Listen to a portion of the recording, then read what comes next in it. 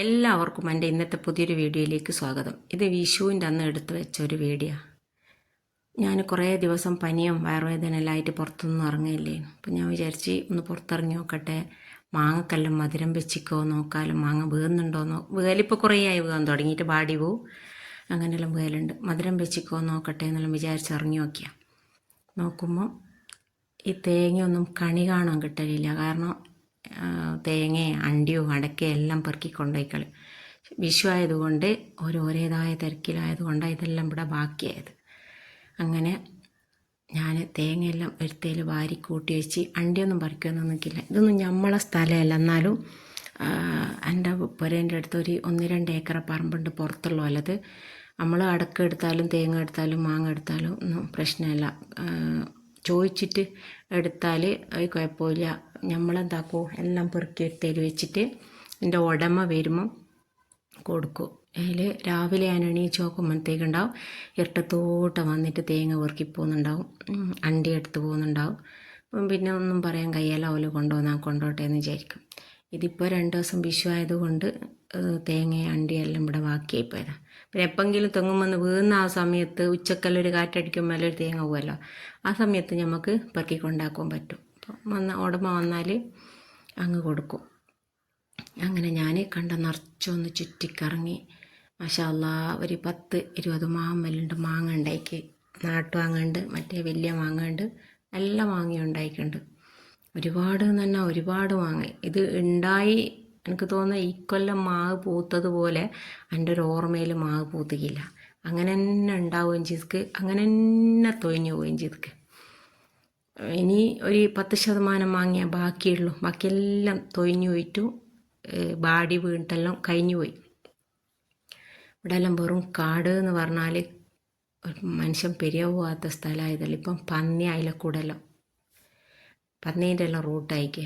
ആദ്യം റോഡുമ്മ കൂടെ വണ്ടിയും വായനെല്ലാം കുറഞ്ഞ സമയത്ത് ഇതിലെ തന്നെയാണ് വഴി ഉണ്ടായാൽ പോയിട്ട് പാറക്കടവ് ടൗണിലേക്കെല്ലാം ഇതിലെക്കൂടെ തന്നെയാണ് പോകല്. പക്ഷേ ഇപ്പോൾ ആരും ഒന്ന് തിരിഞ്ഞു പോലും നോക്കുന്നില്ല. ഞാൻ പേടിച്ചുകൊണ്ടാണ് ഞാൻ മാങ്ങ വറുക്കുന്നത്. കാരണം പന്നി ഉണ്ടാവും, കാട്ടുപോത്ത്, പാമ്പ് എല്ലാം ഉണ്ടാവും.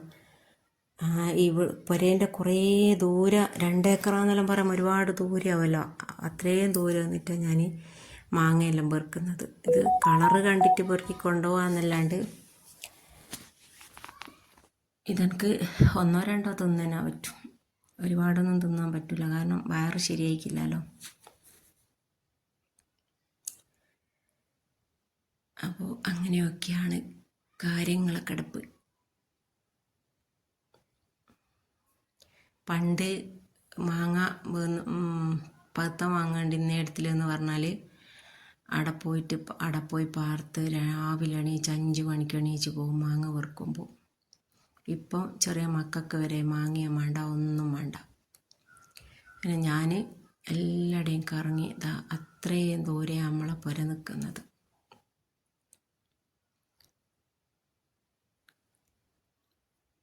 മൊത്തം കറങ്ങി ഞാൻ എല്ലാ മാക്കൂന്നും മാങ്ങ പെറുക്കി. ഒരു 10-12 മാക്കൂന്ന് ഞാൻ മാങ്ങ പെറുക്കിക്ക്.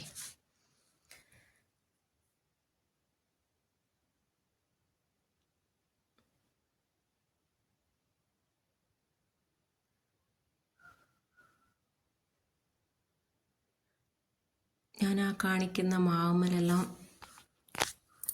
ഇല കാണാണ്ട് മാങ്ങുണ്ട്. അപ്പോൾ എത്ര പൂത്തുക്കുണ്ടാവും, എത്ര ബാടി വീണുക്കുണ്ടാവും.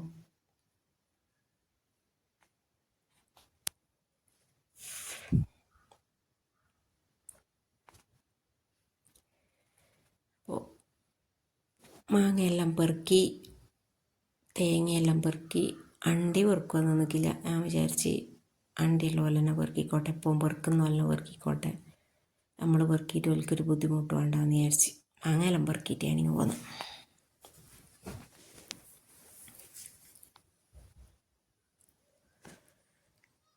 പിന്നെ വേറെന്തൊക്കെയാണ് വിശേഷം? അടുത്തുള്ള ആരെങ്കിലും ആണെങ്കിൽ ഒന്ന് കമൻറ്റിലൂടെ പറയും, ഞാൻ മാങ്ങ എത്തിച്ചു തരും. ദൂരമുള്ള ഒരിക്കൊന്നും മാങ്ങ എത്തിക്കാനാവില്ല. മാങ്ങ കാണുമ്പം വിചാരിക്കുന്നുണ്ടാവില്ലേ, അവിടെയാണെങ്കിൽ അതിൻ്റെ അടുത്താണെങ്കിൽ എന്ത് സുഖേനും എത്ര മാങ്ങയാന്ന്. അത് കഴിഞ്ഞ് പിന്നെ തേങ്ങയെല്ലാം ഭാര്യ ഒരുത്തേൽ പെറുക്കി കൊണ്ടുപോയിട്ട് സ്ഥിരമായിട്ട് കൊണ്ടുവരുന്നിടത്തിൽ പിന്നെ നമ്മളെ കുറച്ച് മാങ്ങ ഉണ്ടാക്കിയാണ്. മാവ് ചെറുതാ, ഇപ്പോൾ 2 കൊല്ലത്തേക്കാളും കുഴിച്ചിട്ടിട്ടെന്ന് വിചാരിക്കും. പക്ഷെ എനിക്കൊന്ന് എൻ്റെ എല്ലാം പ്രായമുണ്ടെന്ന് തോന്നുന്നു ആ മാവിന്. അയിമലുണ്ട് കുറച്ച് മാങ്ങ ഉണ്ടാക്കി. അതെല്ലാം കണ്ട് ഇടയ്ക്കിങ്ങനെ പറമ്പെല്ലാം മൊത്തം ഒന്ന് കറങ്ങി ഒന്ന് പഴയതെല്ലാം ഒന്ന് ഓർമ്മയിൽ ഇങ്ങനെ അയവർക്കി. അത് ഭയങ്കര രസമാണ്.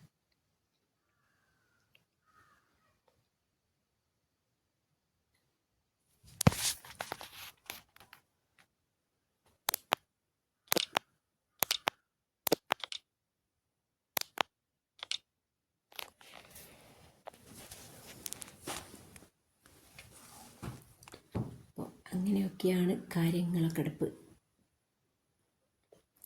ഇന്നത്തെ വീഡിയോ ഇത്രയൊക്കെ തന്നെയുള്ളൂ. വീഡിയോ ഇഷ്ടമായാൽ ലൈക്ക് ചെയ്യാനും ഷെയർ ചെയ്യാനും സബ്സ്ക്രൈബ് ചെയ്യാനും മറക്കല്ല. ഇന്ന് വേറൊരു കുക്കിംഗ് വീഡിയോ കാര്യങ്ങളോ ഒന്നും ഇല്ലാത്തത് കൊണ്ട് ഞാൻ വിചാരിച്ച് എന്നാൽ പിന്നെ ഇതങ്ങിടട്ടെ എന്ന് വിചാരിച്ചു. അങ്ങനെയാണ് ഈ വീഡിയോ എടുത്തിടാമെന്ന് വെച്ചത്. അപ്പോൾ എല്ലാവർക്കും ഓക്കെ, ടാറ്റാ ബൈ.